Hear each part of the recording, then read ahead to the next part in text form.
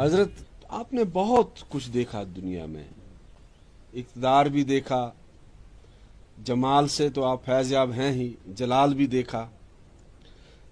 یہ ساری چیزیں حاصل کرنے کے بعد آج آپ کیا محسوس کرتے ہیں، اور کیا اتنی چیزیں حاصل کرنے کے بعد کوئی ایسی چیز بھی ہے جس کے حاصل نہ ہونے کی آپ کے دل میں حسرت ہو؟ حسرت یہ ہے کہ جہاں ہم نے جانا ہے وہاں ہمارے ساتھ کیا سلوک ہوگا. آپ کی ساری عمر لوگوں کی خدمت کے ساتھ سے پہلے قال اللہ قال رسول اللہ میں ہی بسر ہوئی، تو آپ اپنے تجربات کے بارے میں ہمیں کچھ بتائیے گا. جناب والا، تجربات کے سلسلے میں دو پہلو ہیں. ایک میری پیدائش سے لے کے اس وقت تک غیر سیاسی حالات، ماحول اور اس کے ساتھ نبھن جانا. دوسرا ہے کہ اس ریاست میں ایک دور ایسا تھا جس میں یہی سنتے تھے ہم کہ غلامی غلامی غلامی. حتیٰ کہ ایک دفعہ میں بیٹھا ہوا تھا تو ماگم شریف کے حضرات جو تھے انہوں نے بات کرتے ہوئے کہا کہ ہمارے 2 لڑکوں کی شادی تھی اور اس شادی میں وہ لڑکے گئے تھے دلہن لانے کے لیے اپنی برات لے کر. پیچھے سے پولیس آئی، نہ پتہ دلہنوں کا چلا، نہ ان شادی والے پھر واپس آ کے ہمیں ملے. ان کو وہ پکڑ کے بغار میں لے گئے اور وہیں گلگت یا کس جگہ وہ مر گئے. یہ ہے ایک ماحول.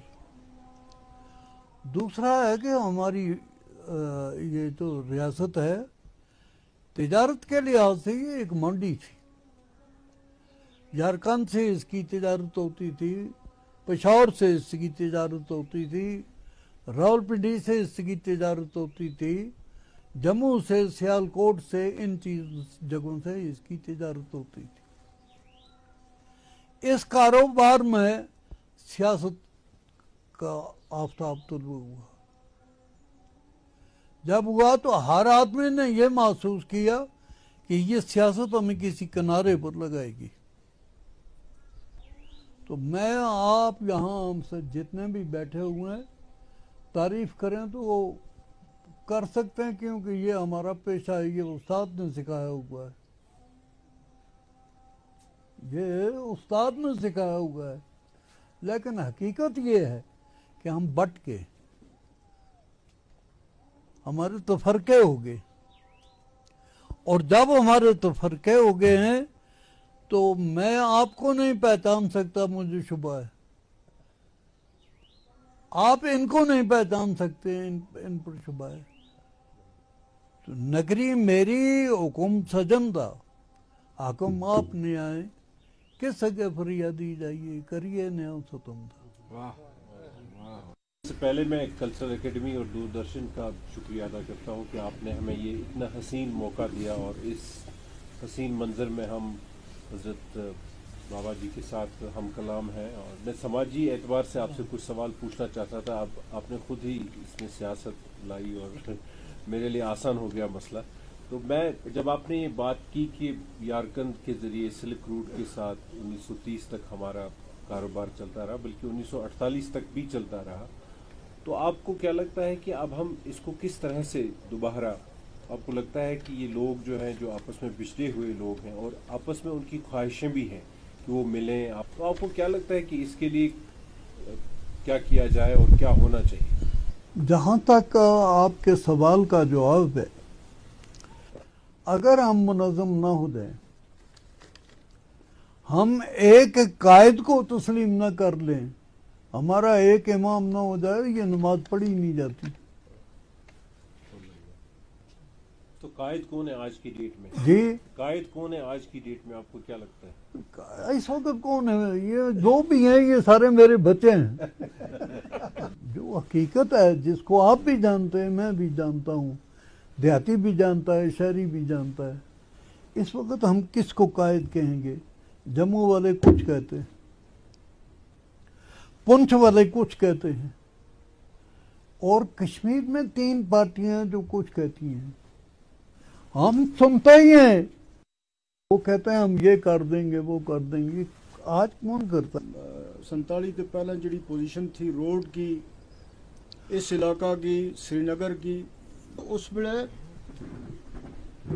اوڑی کوئی رستو تھو، ہاں زیادہ وہ رستو استعمال ہوئے تھو جان واسطے، لوگ سردیاں کے بچ زیادہ جموں جائیں تھا یا مظفر آباد جائیں تھا 47 تو پہلے، یا ہم یا سنا کہ اس پہ ٹانگا ہوئے تھا جی 47 تے بھی بہت پہلے یہ چیز تھی کہ بگی تھی، بگی دجی بائی اس کو نام تھا، جس کی بگی تھی جو ڈاک آنے تھا راول پنڈی تے ایک دن بھی سری نگر، اور ان ڈاکاں نے صبح 8 بجے تقسیم کی جائے تو سٹی بچ ڈاک کا انتظام جڑا تھا وہ اس قسم کو تھا، ہر 4 میل پر 6 میل کے اوپر بگی کے واسطے گھوڑا ہوئے تھا، تو جڑی بگی راول پنڈی تے بند کی جائیں تھی ڈاک وغیرہ پارسل کسی کی یا کوئی چیز، باجڑی ڈاک آوے تھی اس نے راول پنڈی تے اگر وہ صبح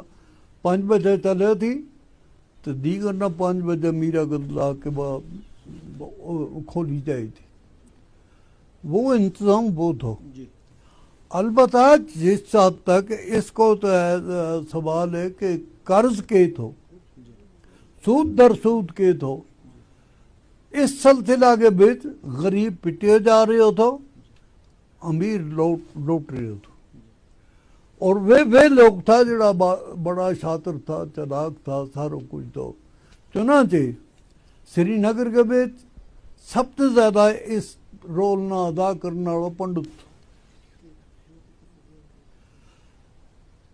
پونچھ کے بچ رجوری کے بچ جموں کے بچ یہ لوگ جڑا تھا یہ کریں تھا، اس کو کہنا ہے سود در سود، یہ قرضہ نہ وصول کرنے واسطے عدالتوں کا سہارا لین تھا،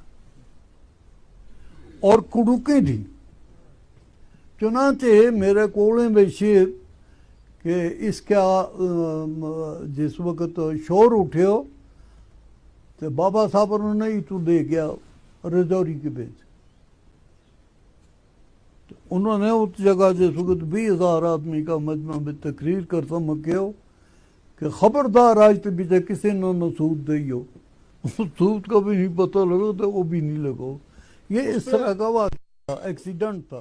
گجر جاٹ کانفرنس بنی، وہ پہلی تنظیم جو ہے وہ بنی یہاں پر ہاں جموں کشمیر میں، تو وہ ایک تو کس جگہ میں بنی میں بتا اور کس سال میں بنی؟ 1990 میں بنی، 1991 میں گجر جاٹ کانفرنس کا سیاسی جلسہ جو تھا 1990 بکرمی میں، بکرمی، وہ ہو گیا 1932-33۔ تو شیخ صاحب نے یہ تھی 27 28 29 28 بیساکھ تک پونچھ کے شہر میں، اور جسے فوارہ چوک بھی کہتے ہیں، رانی باغ بھی کہتے ہیں، اس میں یہ کانفرنس ہوئی۔ 2 دن کے بعد مسلم کانفرنس کی کنونشن ہونی تھی تو اس کا اجلاس ہونا تھا، تو مہاراجہ پونچھ نے عین وقت پر جواب دے دیا کہ ہماری عورتیں نہیں مانتی ہیں کہ یہاں پر ہمارا اس کے رانی فوارہ میں جلسہ ہو، لہذا ہم نہیں دیتے۔ تو لوگوں کو اتنا غصہ آیا کہ سری نگر سے، جموں سے، میرپور سے یہ چٹائی، برتن، پکانے والے، کھلانے والے یہ ہاتھوں پر اٹھا کے 4 گھنٹے میں پہنچا دیجیے۔ اوڑی مال چھوڑا ہے ٹرکوں نے، ٹرک ادھر گئے ہیں، مال پیچھے سے لوگوں نے اٹھایا پہنچ لے کے۔ میں خود وہ منظر دیکھتا رہا ہوں۔ پھر 30 31 اور پہلی जेठ जो था ये मुस्लिम कॉन्फ्रेंस का पुंछ के शहर ईदगाह में जलसा हुआ और शेख साहब ने तकरीर करते हुए कहा ये राजा, तो बिजली बुझ गई, बंद हो गई। जाट कॉन्फ्रेंस जी बनाई है तो इसको मकसद क्या था? इसलिए कि जिस पर नाइंसाफी हुई उसने बाबिला किया, उसने पार्टी गुमा बना ली, सीधी बात। अक्सर सियासत में ऐसा होता है कि लोग आखिरी दम तक, जब तक सांस भी नहीं छूटती, सियासत से किनारा कश नहीं होते। तो आप इतने साल पहले, जबकि अल्लाह ताला के फजलो करम से आपकी सेहत भी ठीक ठाक थी, चाको चौबंद थे, तो मियाँ बशीर साहब को किस चीज़ ने ये तहरीक दी कि वो सियासत से किनारा कश हो गए? मुझे सबसे ज़्यादा जो इस माहौल में एक ऐसा तरीका इख्तियार किया गया है, हाथ की मेरी तवे की तेरी, हाथ की मेरी तवे की तेरी, किसी को किसी का हक नहीं मिलता है। तो इससे ये मतलब ले कि आपने बददिल होकर सियासत छोड़ी, हैं? आपने नाराज होकर सियासत से किनारा कशी तो इख्तियार मैं की। क्या करता, खुदा का शुक्र अदा किया कि अल्लाह पाक ने मुझे घर में एक ऐसा आदमी दिया जिसको मैं अपने आगे कुर्बानी के लिए कौम के सामने पेश करूं। ठीक ठीक, जी जी। तो आप इनके काम से मुतमईन हैं? किसके? मियाँ अल्ताफ अहमद साहब के काम से? तो यहाँ पॉलिसी ही कोई नहीं है तो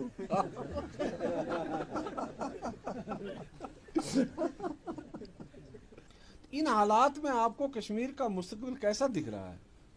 अभी तो बादल छाए हुए हैं, मैं कुछ कह नहीं सकता। मेरा एक सवाल है कि ये जो इतना पैसा यहाँ दिल्ली वालों ने भेजा अभी तक, 1947 से आज तक, ये यहाँ पे तब्दीली क्यों नहीं आई, लोग क्यों नहीं बदले?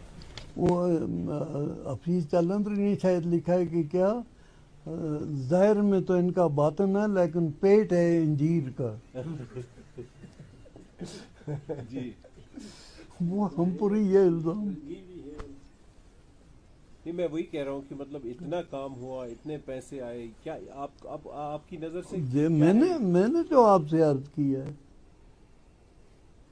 पैसे को आने वाली चीज को छोड़िए, आप भी हम भी सारे इस रियासत के बाशिंदे हैं। इस जमीन पर हमारा हक है, मैं चमन में चाहे जहां रहूं, मेरा हक है फसले बहार पर। मियां साहब, मैं जसारत करूं, मैं कुछ जानना चाहता हूं। फरमाइए।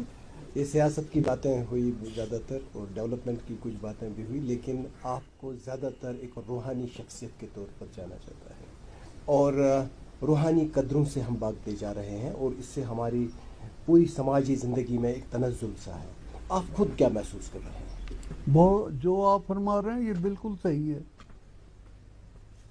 आज जितनी रूहानियत से, तरीक़त से, शरीयत से, वादानियत से खुदा की मखलूक बिगड़ रही है, ये ऐसा ख़तरा आ रहा है सामने जिस खतरे से निजात पानी बड़ी मुश्किल है। तो एक और चीज़ मैं जानना चाहता था, आप एक सियासी शख्सियत हैं, एक रूहानी शख्सियत है, ज़िंदगी का बहुत सारा वक्त आपका सियासी सरगर्मियों में भी गुजरा, समाजी खिदमत में भी गुजरा, और इसके अलावा आपके पास मुरीदों की एक बहुत बड़ी तादाद है जो आपके पास फैज़ हासिल करने के लिए आते हैं। लेकिन इतनी किताबें हैं जिनको आपने एडिट किया है, इनकी एडिटिंग में और इनको जमा करने में आपका बहुत, ये जो आपकी ज़िंदगी का ये पहलू है, किताबों के साथ रहना, इल्म और अदब के तय खिदमत अंजाम देना, इसके लिए आपको कहाँ से वक्त मिलता था और ये जो ये शौक़ और ज़ौक़ था ये किस कदर आप पर गालिब रहा ज़िंदगी में? इसमें जनाब ये बात हुई है कि ये जब मैंने सिलसिला शुरू किया है, ये रिकॉर्ड सारा यहाँ जमा है उस मस्जिद में, मुझे कहीं बाहर नहीं जाना पड़ा। आप आ गए, ये आ गए, वो आ गए, मैंने इनको कहा ज़रा इन कागज़ों को देखो, मुझे समझाओ। मैंने उनके मशवरे भी लिए, पुंछ वालों के लिए, रजौरी वालों के लिए, और कश्मीर में भी इस किस्म के लोग हैं जिनको 180 साल 82 साल हो गए हैं इन किताबों को, इन कागज़ों को देखते हुए। तो ये اس کے اس مثال کے طور پر وہ مسجد شریف جس کی کھڑکی کھلی ہوئی ہے، یہ بابا جی صاحب کی عبادت ہے، وہ اسی میں رہتے تھے، اسی میں ان کا وصال ہوا اور اسی میں ان کو غسل دیا گیا، اور یہاں سے وہ اس قبر میں چلے گئے جو 20 سال پہلے انہوں نے بنائی تھی، اس وقت بھی اسی قبر میں ہے۔ یہ سارا ریکارڈ کچھ آپ کی زبانی، کچھ ان کی، لکھنے والے بھی جیسا کیسا ہوتا تھا مل جاتے تھے، میں ان کو اس کام پر لگا دیتا تھا۔ پھر یہ کچھ کتابیں جو ہیں یہ الطاف نے کروائی ہیں، یہ میرا شوق ان کے دل میں تھا یا اس کو خدا پاک نے یہ خود نعمت عطا کی، میں تو بیچ میں مقدم ہوں۔ حضرت ابھی آپ نے ایک شعر پڑھا اس کا، حفیظ جلندری صاحب کا، سنا ہے حفیظ جلندری بھی یہاں آئے تھے؟ ہاں بہت سال آتے رہے ہیں۔ اچھا، وہ یہاں آتے تھے؟ جی ہاں آتے تھے، اور حفیظ جلندری کا میرے پاس لکھا ہوا شاہ نامہ اسلام پر اوپر موجود ہے۔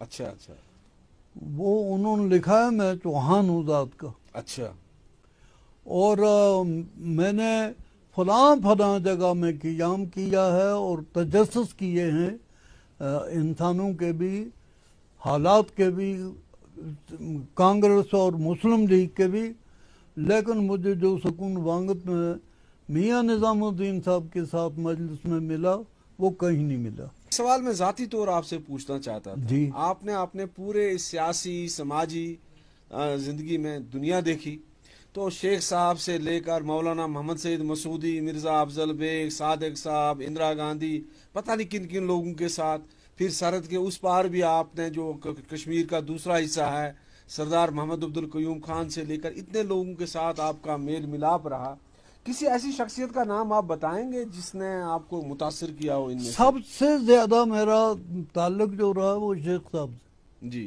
اس کی یہ وجہ ہوئی کہ شیخ صاحب کے خاندان میں جب بیگم صاحب شادی ہو کے آئیں تو شیخ محی الدین کا ان کا کچھ پتہ نہیں کہ کیا بات ہوئی، تو وہ بیگم صاحب سیڑھی سے گر گئی، ان کے مکان کی جو سیڑھی ہے اس سے وہ گری، وہ زخمی ہوئی تو انہوں نے شیخ صاحب کو کہا مجھے اس طرح کی تکلیف ہے، میرا خاموشی سے کوئی علاج کرواؤ۔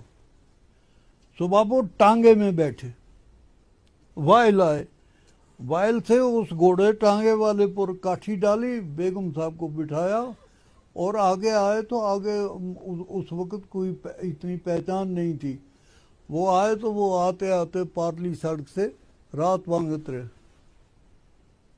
جی، صبح شیخ صاحب یہاں آئے، بیگم صاحب نہیں آئی، تو شیخ صاحب نے بابا صاحب سے بات کی ہوگی، بابا صاحب کو کچھ پریشانی جیسی ہو گئی۔ پھر ایک ناظرہ بھی تھی یہاں ٹانگا مرگ کی عورت گواس میں، نارا ناگ، اس کو بلایا اسی وقت یہاں، تو بیگم صاحب کو یہاں لایا، وہ مہینہ 1.5 مہینہ یہاں رہیں، میری والدہ بھی ان کے ساتھ رہیں، وہ ناظرہ بھی رہی، اور بھی یہاں کوئی صوبہ زراعت کی عورت آ جاتی تھی، کوئی پونچھ کی، کوئی یہاں کی، جو اس زنانہ طرز طریقہ کی مارم تھی، تو بیگم صاحب ٹھیک ہو گئی۔ تو شیخ صاحب کا جب پہلی بار آئے تھے تو یہاں کوئی 2 گز برف تھی، ادھر 12-14 آدمی ان کے ساتھ تھے، یہاں وہ گھوڑوں پر سے اترے، آئے بیٹھے اندر، مجھے خوشی ہوگی کہ 14 گھوڑے ہیں، آج تو میرا سواری کا کام ہو گیا۔ تو یہاں پنڈت جواہر لال نہرو بھی آئے تھے؟ ہاں جی جی، پنڈت جی آئے، یہاں سے پھر چائے شائے پی، کھانا کھایا، جس سال سوپور میں کنونشن تھا، کنونشن ہوئی۔ آپ کے بچپن کی طرف جاتے ہیں، لڑکپن کی طرف جاتے ہیں، بچپن اور لڑکپن کا کوئی ایسا واقعہ جو سبق آموز بھی ہو اور دلچسپ بھی ہو؟ بڑی مار बाबा साहब से। और उस वक्त रोते थे कि ये बाप क्यों मारता है, आज रोते हैं कि वो मारने वाला कहाँ चला गया। इसी तरह घोड़सवारी के बारे में हमने सुना कि आपने एक ही दिन में यहाँ से पुलिस तक। हाँ बिल्कुल, एक बार नहीं, 4-5 दफा। और खुदा पाक के फजल से मैंने ऐसे घोड़े रखे हैं जो कश्मीर में या जम्मू में किसी के नहीं थे। जी, इस वक्त भी आपका दिल करता है सवारी करते हैं? बिल्कुल, मैं तड़पता हूँ। आपको मैं बताऊं तो एक आदमी मुझसे जो जींद वहां से लाता था कानपुर से, क्योंकि आप सियालकोट से तो आ नहीं सकती ना, वहां बनती हैं। तो मैंने उसको 5-6 साल हो गए, नहीं थोड़ा हो गया, मैंने उसको तलाश किया, वो नहीं मिला, रजौरी का है। परसों अचानक यहाँ आ गया, मैंने पूछा तुम कहाँ थे, उसने कहा ये बात है, कुछ इस तरह करने लगा। मैंने कहा ये लो चिट्ठी, ये लो किराया, कानपुर जाओ, मेरी काठियां 2 बना के लाओ, एक इसके लिए एक मेरे लिए।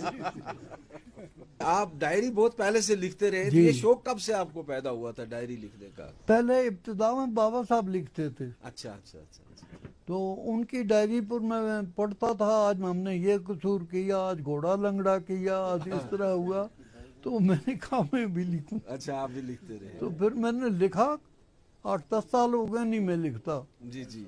लेकिन उस वक्त तक मेरे पास 60-70 साल का पूरा रिकॉर्ड, डायरी का रिकॉर्ड। डायरी मिल्लत इस्लामिया के खुसूसन इस्लाह का, उसके सही नक्शे कदम पर चलने का, उसके निजात का ज़रिया जो था और फलाह का जो ज़रिया था, वो कदीम मदारिस खानकाएँ जो है वो हुआ करती थी। वो हज़रत शेख पीरान पीरन हज़रत शेख अब्दुल कादिर जिलानी रहमतुल्लाह अलैह का जो बगदाद शरीफ में मदरसा निज़ामिया था, वहाँ से लेकर आज तक की जब हम तारीख देखते हैं तो वहाँ इस्लाह का एक पहलू नज़र आता है। आज की मौजूदा जो मुजावरत है या खानकाएँ हमारी, उसके अंदर इस चीज़ का इन्हितात क्यों हो गया है और वहाँ मुसलमानों की क्या हालत है और वो अपनी जिम्मेदारियाँ क्यों नहीं निभा रहे? सरकार बगदाद के ज़माने में बगदाद का किस्सा था, उस वक्त था। आज आपको इस बसाते अर्द पर कोई गोदड़ी पोश ऐसा मिलता है जो राजदार हो। मैं आपके सामने एक बात अर्ज करूंगा, मेरी उम्र 2.5 साल थी, मैं बीमार था तो मेरा सांस निकल गया। मेरी पुप्पी इकबाल साहब की माँ और मेरी वालदा रोने लगी। बाबा जी साहब उस मस्जिद में रहते थे, उन्होंने दरवाज़ा खोल के पूछा उनको कि तुम क्यों रोती हो, क्या बात है? तो उन्होंने मेरा कहा कि ये गुजर गया। कहा ये खुदा का काम है, तुम रो कर क्या करोगी? अच्छा, यासीन साहब के वालिद का कहा उनको कहो कब्र तख्ते की तैयारी करो, मैयत को मेरे पास ले आओ, मैयत को मेरे पास ले आओ। ले आए, वो यहाँ रखा उनके पलंग पर, मुझे वहाँ कब्र तख्ते की तैयारी हुई और कब्र खोदी भी, कुछ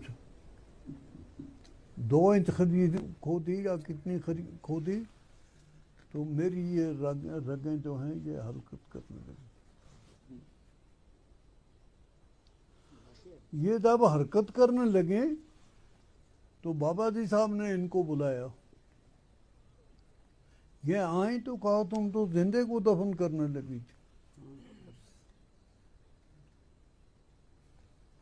इनको थोड़ी सी झाड़ दी कि तुम लोग समझते नहीं हो, ये है वो है, तो ये तो जिंदा था, इसको जिंदे को दफन करने लगी। उन्होंने शुक्र किया, उन्होंने मुझे अपने छाती से लगाया। अब बैठी हैं तो इतने में कहीं किसी दुल नाम था उस आदमी का, उसने बाबा साहब को कहा रस्ते में कि ऐसा हो गया है। बाबा साहब आए तो बाबा साहब फरमाते हैं कि सियाह किस्म क्या मलमल का साफा मेरे सिर पर था, अबरक लगी हुई, पूरा जेंटलमैन था मैं। تو میں وہاں پہنچا تو مجھے یہ خیال نہیں پڑا کہ وہ صافہ میرے یہاں ایک حصہ اس کا گلے میں پڑا ہوا ہے. بابا جی صاحب نے کہا میاں میرا ایک شعر لکھو. کسی بھی صورت میں وہ کشف ایسا نہیں کہتے تھے جس صورت میں دوسرا یہ سمجھے کہ یہ کشف ہے. شریعت کا پردہ ہوتا تھا. بابا صاحب نے کہا قلم تو ہاتھ رکھے. حضرت کس طرح تو انہوں نے دکھایا لام لکھ کرامتا اور پیچھے پہلا دے ساڈی وار پیرا ڈوبے لکھ بیڑے 12 برس دیڑے لائے گھومنوں کڈ کے پار پیرا.